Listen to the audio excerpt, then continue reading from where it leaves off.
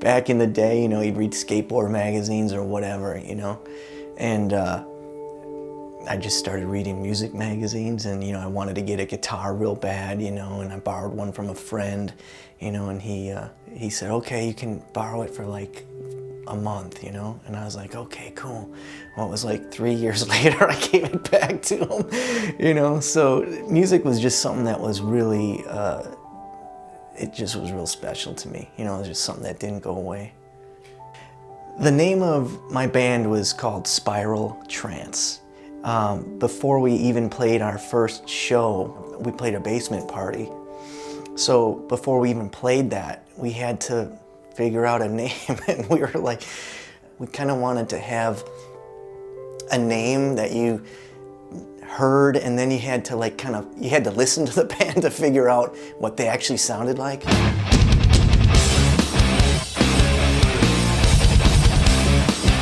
Nobody knew from that point on that that band would be together for 21 years. It was insane. 21 years in the same band. Yeah, we did 5 national tours with Spiral Trance, and that, like I said, that took us all over the country, both coasts, north and south, everywhere in between, pretty much. And when you tour, and you know, you see that stuff in the movies, like, hello, Cleveland, you're in the wrong town. Well, it was like that. You had to write the name of the town on the set list just so you didn't mess it up, because you're driving all night, you know, and you wake up and you're in a different place and you're at a truck stop. Number 8, your shower's ready. Yeah, so yeah, it's pretty glamorous. There was a local video game developer guy that was in town, and he wanted a piece of music to promote his new game. And he said, can you write me something that's like 30 seconds long? I want it to sound kind of like this and that, you know.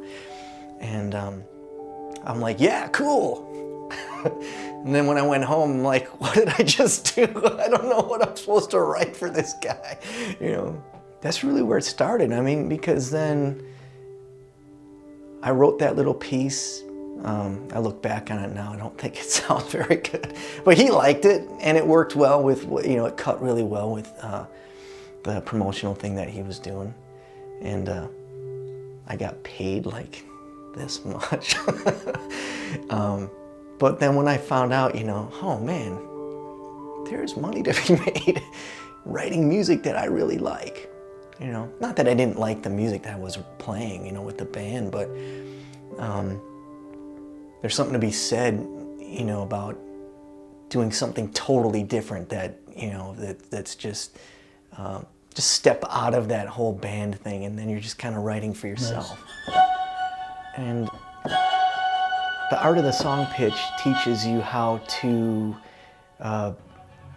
really learn the ins and outs of the music licensing industry. I mean, because there's so much that goes into it.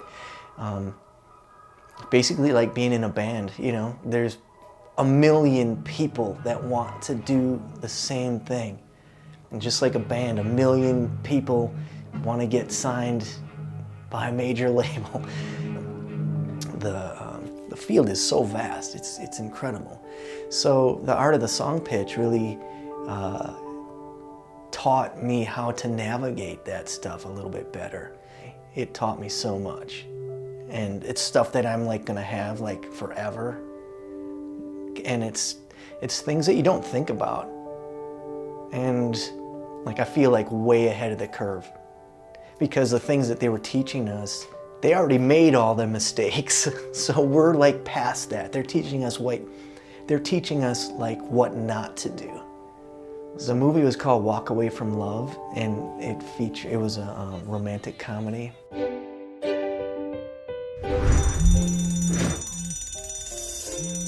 And being a hard rock guy, that was like a little different for me to write that for that genre. But it was like a massive challenge, and like I totally dove right into it. And they really liked it, and I felt so blessed that it went over good like that. And because it did, they offered me a second feature-length film, and that was called Professor Mac, and that was also a type of a romantic comedy, urban, and except this time I wrote like close to like 30 pieces of music, and some of them were a lot longer, and I think they were kind of like pushing me a little harder.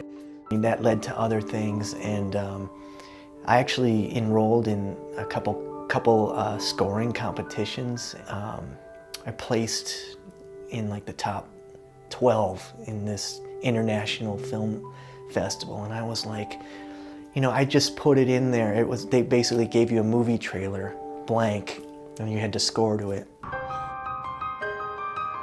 August 8, 2014, 4 p.m., Lieutenant Alon Gallagher and Detective Yaz Barrow questioning witness number 1, Mrs. Judy Oppenheimer.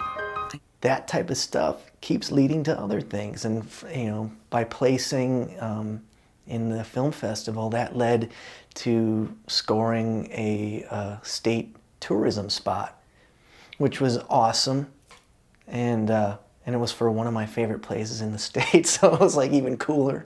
I was running around in circles beginning, you know, trying to figure out how to score and compose music and license music.